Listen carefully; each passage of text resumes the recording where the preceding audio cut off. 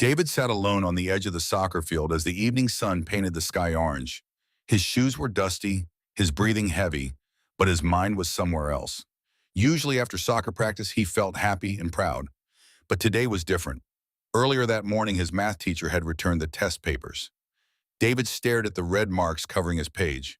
A big 52% was written at the top. Meanwhile, his best friend Matt had scored the highest marks in the class again.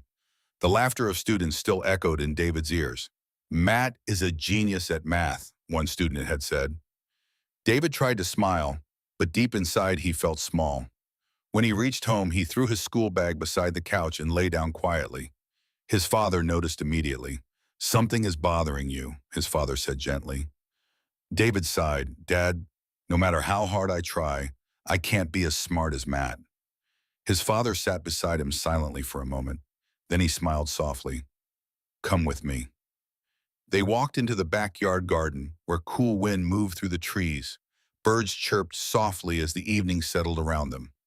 "David," his father began, "life will teach you many things, but today I want to teach you 3 lessons you must never forget." David looked curious. "What are they?" "You'll learn them through experience," his father replied. The next day, David invited Matt to play soccer after school. Matt agreed happily, even though he rarely played sports.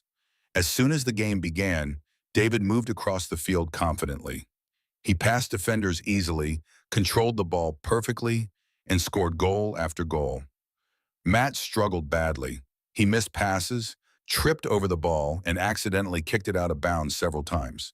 Some kids laughed, but Matt laughed too. After the game, David rushed home excited. "Dad, I scored 3 goals today." "And how did Matt play?" his father asked. David shrugged. "He's terrible at soccer."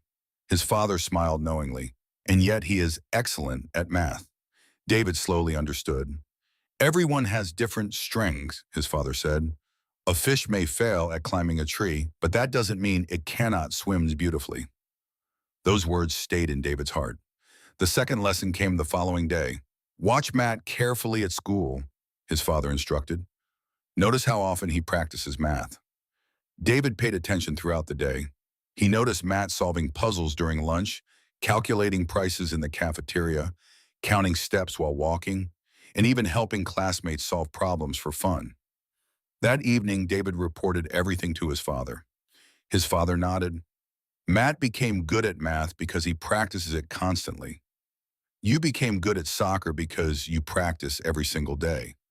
Improvement is never magic. It is repetition." David looked thoughtful. "So if I practice math more, I can improve too?" "Exactly." For the third lesson, his father gave him one final challenge. "If Matt is 3 times better at math than you, then study 3 times harder tomorrow." David accepted the challenge seriously. The next day after school, he sat at his desk and began studying. 1 hour passed, then 2, then 3. His eyes became heavy. Numbers blurred together on the page. His head started aching badly. Finally, he fell asleep with his math book still open.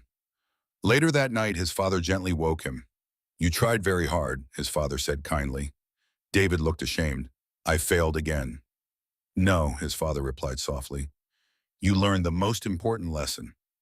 They walked together into the quiet garden under the stars. "When you force yourself to master something you dislike, the journey becomes heavy," his father explained. "But when you love something, discipline becomes easier. Passion gives energy." David listened carefully. His father placed a hand on his shoulder. "So remember this, son. Either pursue what you truly love or learn to love what you pursue." Years later, David would never forget those words, because success was never about being exactly like someone else. It was about discovering your own strengths, practicing with patience, and following your passion with all your heart. And sometimes the greatest lessons in life are learned not inside a classroom, but in quiet conversations with the people who love us most.